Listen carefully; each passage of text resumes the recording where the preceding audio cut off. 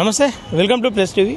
ప్రస్తుతం సోమాజిగూడ ప్రెస్ క్లబ్లో ఉన్నాం. ఏదైతే బీసీయూఎఫ్ అంశం అనేక సార్లు గతంలో తీన్మార్ మల్లన్న విషయంలో కావచ్చు, ఇప్పుడు రాఘవేందర్ గౌడ్ విషయంలో కావచ్చు చర్చకు వస్తూనే ఉంది. ఒకసారి మాట్లాడే ప్రయత్నం చేద్దాం. అన్న నమస్తే. నమస్తే అన్న చెప్పండి, ఇప్పుడు అంటే రాఘవేందర్ బీసీయూఎఫా లేదంటే ఏంది? అది మీరు రామకృష్ణ అని అడిగితే బాగుంటుంది. నేను బీసీఎఫ్ స్టేట్ ప్రెసిడెంట్గానే ఉన్నా.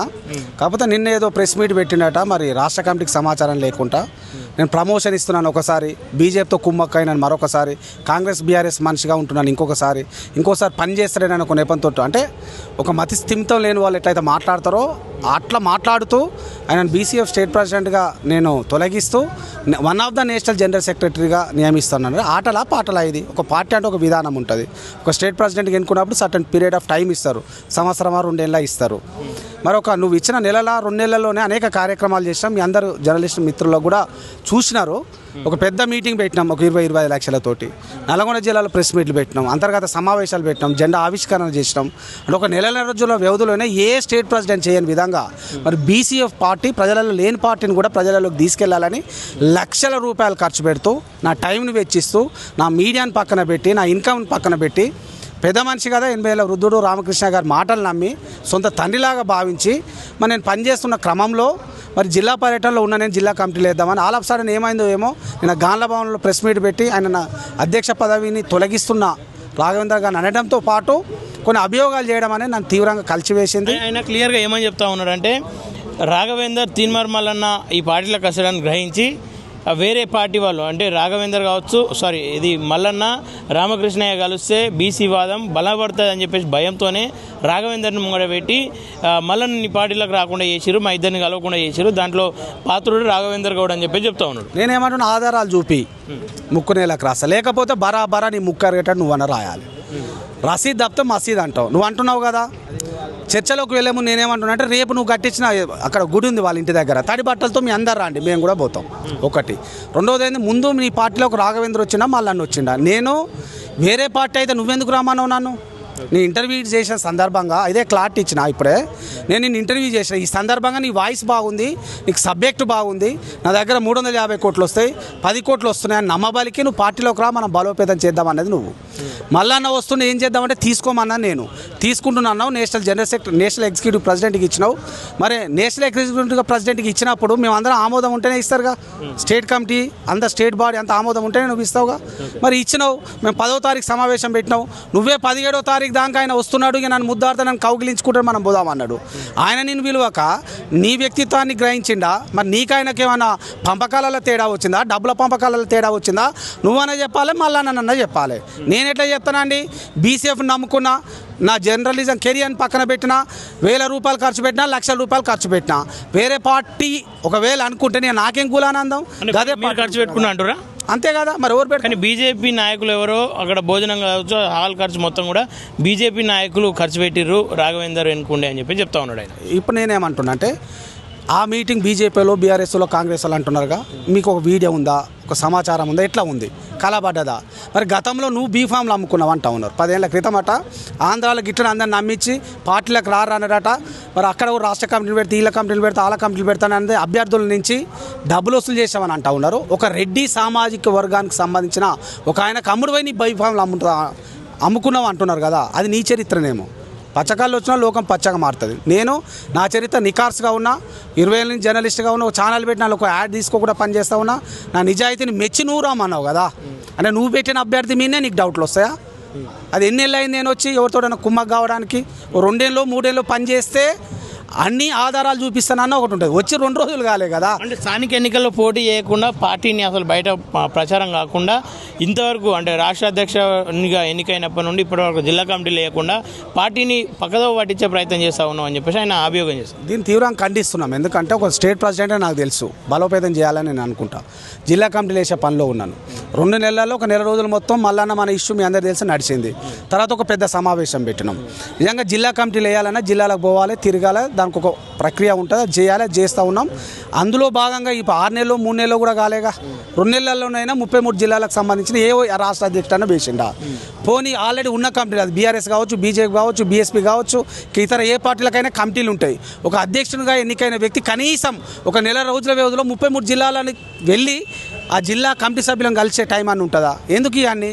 ఒకవేళ నువ్వు నిన్ను అన్నావు కదా ఒట్టేజాని నాకు ఫోన్ చేసినాడు మళ్ళీ వస్తున్నా నిజమే, నీకు 100 కోట్లు 200 కోట్లు ఇస్తున్నా నిజమే నేను అంటున్నా. ఒకవేళ అదే నిజం అయితే నువ్వేం చెప్పాలి నాకు చెప్తే అయిపోవు కదా. అబ్బానాలు లేనిపోనివి ఎందుకు, నిరూపించలేనివి ఎందుకు? ఎవరైనా నమ్ముతాటని ఉండాలి కదా. 2 రోజులు కూడా కాలే కదా, ఒక 2 నెలలు కూడా కాలేదు కదా నేను వచ్చి. మరి పార్టీని బలోపేతం చేయడానికే సమావేశాలు పెట్టి ఇప్పుడు జిల్లాలు తిరుగుతూ ఉన్నా. ఒక 2-3 నెలల్లో అందరు వేద్దాం అనుకున్నాం. ఈలోపే ఎలక్షన్ నోటిఫికేషన్ వచ్చింది. మరి ఎలక్షన్ నోటిఫికేషన్ వచ్చిన సందర్భంగా నేను సోషల్ మీడియా ద్వారా చెప్తూనే ఉన్నాను, అయ్యా మాది బీసీఎఫ్ పార్టీ ఉంది, బీసీల పార్టీ బీసీఎఫ్ పార్టీ ఉంది, ఎంపీటీసీలు జెడ్పీటీసీలు మరి ఎవరైతే సర్పంచ్లుగా పోటీ చేయాలనుకుంటారో రండి, మేమున్నాం, మా రామకృష్ణ గారు ఉంటారు, ఆయన ఆశీర్వాదం ఉంటామని అనేక వీడియోలు చేసిన.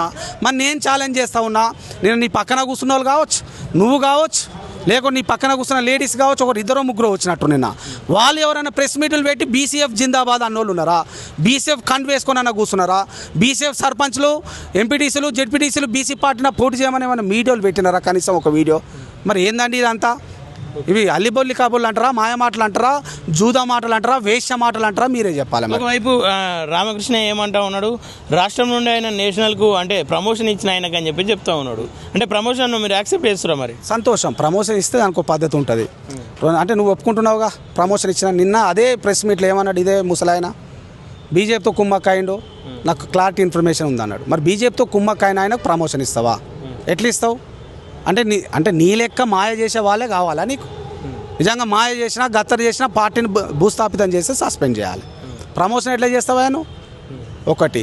రెండోది, నేను ఇప్పటికైనా నీ తీరు మార్చుకోమని హెచ్చరించేది ఎందుకంటే, నువ్వు నాకేం ప్రమోషన్ ఇవ్వాల్సిన పని లేదు. ముందు రాష్ట్ర అధ్యక్షునిగా నన్ను పని చేయండి ఫస్ట్ అని అంటా ఉన్నా. ఒక 2 ఏళ్ళు పని చేస్తాము, సంవత్సరం 2 ఏళ్ళు మా కమిటీ ఉంటుంది, మేము ప్రమోట్ చేస్తాం. ఒకవేళ నువ్వు అప్పుడు 2 ఏళ్ళ తర్వాత నువ్వు ప్రమోషన్ ఇవ్వాలనుకున్నప్పుడు సమావేశం పెడతారు. ఎవరైనా రాష్ట్ర కమిటీలో మా జనరల్ సెక్రటరీ ఉంటారు, మా టీం ఉంటుంది, ఓ రాష్ట్ర కమిటీ బాడీ ఉంటుంది, అక్కడ కూర్చోబెడతారు. ఎవరైనా అయ్యా మీ రాష్ట్ర అధ్యక్షుడు బాగా పనిచేసారు, ఈ సంవత్సరాలు ఇన్ని కార్యక్రమాలు చేసినాం, నేషనల్ ప్రెసిడెంట్గా నేను చాలా సంతోషపడ్డా, నేషనల్ కమిటీ అంటే ఒక రెజల్యూషన్ పాస్ చేయిస్తారు, మేము మిమ్మల్ని ఇన్వైట్ చేస్తూ ఉన్నాం, రాష్ట్ర అధ్యక్ష పదవిలో ఉంటారా లేకుంటే మీకు ప్రమోషన్ ఇద్దాం అనుకుంటున్నాం. ప్రమోషన్ ఇస్తే ఎట్లా ఇస్తారు? నేషనల్ ఎగ్జిక్యూటివ్ ప్రెసిడెంట్ నేషనల్ ప్రెసిడెంట్గా ప్రమోషన్ ఇద్దాం అనుకుంటారు. బాగా పనిచేస్తేనే కదా ప్రమోషన్ ఇచ్చేది అని నన్ను అడిగి నేను ఒప్పుకుంటే మా కమిటీ సభ్యులందరూ ఓకే అంటే నువ్వు ఇవ్వాలి కదా.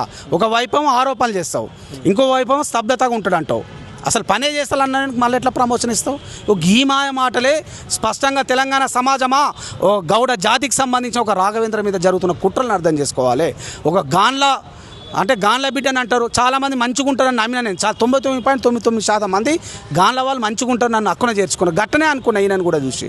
నేను కాటికి కాలు చాపిన రేప మాపో ఇక పోతా పైకోతా, నేను మృతి చెందుతా, నీలాంటి వాళ్ళు ఉండాలని నేను కూడా సొంత తనిలాగా అనుకొని రేపు కాటి దగ్గర నుండి అంత్యక్రియలు చేద్దాం అనుకున్నా. మరి ఈ మోసాలు. ఇప్పుడు మీరు ఏంది జనరల్ సెక్రటరీగా కొనసాగుతారో లేదంటే అధ్యక్షునిగా? నేను రాష్ట్ర అధ్యక్షునిగానే ఉన్నా, నాకు ఎలాంటి ఇన్ఫర్మేషన్ లేదు. అంటే వ్యవస్థాపక అధ్యక్షులే మిమ్మల్ని అధ్యక్షుడి నుండి జనరల్ సెక్రటరీకి ఇస్తున్నా అంటారు. అది ఎట్లా? ఇప్పుడు పార్టీని ఇది అనుకుందాం, ఫర్ ఎగ్జాంపుల్ ఒక స్టేట్ ప్రెసిడెంట్ పెట్టి నా ఇష్టం ఉన్నట్టు ఆటలు ఆడుతా అంటే ఇది ప్రజాస్వామ్యం కదా, రాజ్యాంగబద్ధంగా ఉన్నాం, రాచరికం కాదుగా. అంటే పార్టీలు అంటే రాచరికం అన్నట్ట. రాజులు ఎట్లయితే వ్యవహరించారో ఒక రోజు ఈయన నుంచి ఇంకో రోజు ఆయన ఇస్తాంటవా? దానికోసం పర్టికులర్ టైం ఉంటుంది. ఒక రాష్ట్ర అధ్యక్షుని ఎన్నుకున్న తర్వాత 8 నెలల పీరియడ్ ఉంటుంది ఫస్ట్, తర్వాత 4 నెలలు షోకాజ్ పీరియడ్ అని ఉంటుంది, ఒక సంవత్సరం కాలం పాటు వేచి చూడాలి కదా నువ్వు ఏం చేస్తావు అనేది. మరి నెలలోనే నేను నిరూపించుకున్నా, పార్టీని బలోపేతం చేస్తా ఉన్నా, బీసీఎఫ్ని మరి గ్రామాల వైజ్గా తీసుకెళ్లాలనుకుంటున్న తరుణంలో నేనేమో జిల్లాల పర్యటనలు ఉంటా, నన్ను ఆ రాష్ట్ర అధ్యక్ష పదవి నుంచి తీసేస్తున్నానని అనేక అర్థం పర్థంలోని ఆరోపణలు చేస్తూ one of the national general సెక్రటరీగా ఆయన అనుకున్నారు. కానీ నేను మరొకసారి తెలంగాణ సమాజమా, బీసీ బిడ్డలారా, గౌడ జాతికి సంబంధించిన బిడ్డ, యాదవ్ బిడ్డలారా, గొల్లకుర్మ బిడ్డలారా, చాకలి మంగళ అందరికీ జరిగిన అవమానంగా భావించాలని నేనే రాష్ట్ర అధ్యక్షునిగా ఉన్నా. మీరేం క్షణికావేశాన్ని లోన్ కావాల్సిన పని లేదు. కొంతమంది ఇప్పటికే ఆయన ఇంటి మీదకి పోదాం, ఇట్లా అందరినీ మోసం చేస్తాడు, ఈరోజు నిన్ను మోసం చేసి రేపు ఇంకోని కూడా మోసం చేస్తారు, ఆయన ఇల్లును బల కొడదాం, ఇల్లును దవల పెడదాం, గేట్లు బద్దలు కొడదాం అంటారు. 2 చేతులు జోడించి నమస్కరిస్తున్న ప్లస్ టీవీ ద్వారా ఎవ్వరు తొందరపడకండి. రాజ్యాంగం మీద నమ్మకం ఉంది, ప్రజాస్వామ్యం మీద నమ్మకం ఉంది. రాజ్యాంగబద్ధంగా ప్రజాస్వామ్యబద్ధంగా ఎవరైతే బీసీ ముసుగులో ఉంటూ బీసీలను మోసం చేస్తున్నారో వాళ్ళ బట్టలు విప్పే ప్రయత్నం చేద్దాం. వాళ్ళ యొక్క విష సంస్కృతి ఏంది, మేకవన్న పుల్లులాగా ఎట్లా ఉన్నారో తెలంగాణ సమాజానికి తెలిపే ప్రయత్నం చేస్తాం. ఫైనల్గా దానికి సంబంధించిన ఏదైతే మీకు జనరల్ సెక్రటరీగా నియమిస్తూ ఒక లెటర్ను కూడా మీ ఇంటికి స్పీడ్ పోస్ట్లో పంపిస్తున్నా అని చెప్పేసి నేను చెప్పడం జరిగింది, అదేం అందలేదా మీకు? ఇంకా ఇప్పటికైతే నాకేం అందలేదు, ఆయన నుంచి కాల్ కూడా రాలేదు. కనీసం ప్రమోషన్ చేస్తున్నా, డిమోషన్ చేసినా ఫోన్ చేస్తారు. రాష్ట్ర కమిటీకి సంబంధించిన వ్యవహారం అయితే రాష్ట్ర కమిటీ మీటింగ్ పెడతారు, అక్కడ చర్చిస్తారు. ఎట్లాంటి చర్చ లేదు. మేము నిన్న కూడా మీటింగ్ పెట్టుకున్నాం, మినిట్స్ ఉన్నాయి. ఆడ ఎలక్షన్ కమిషన్ అంటే మేము లీగల్గా ప్రొసీడ్ కాదలుచుకున్నాం. వదిలిపెట్టే ప్రసక్తే ఉండదు. లీగల్గా ఛాలెంజ్ చేస్తూ ఉన్నాం. మా లీగల్ టీం ఇప్పటికే పనిచేస్తూ ఉంది. తెలంగాణ సమాజం ఉంది. తర్వాత ఈ వ్యవహారం ఎట్లా మేము కొలికి తీసుకురావాలి అట్లా తీసుకొస్తాం. ఏం బొనికేయలేదు, బెనికేయలేదు. ఓకేనా, థ్యాంక్ యూ.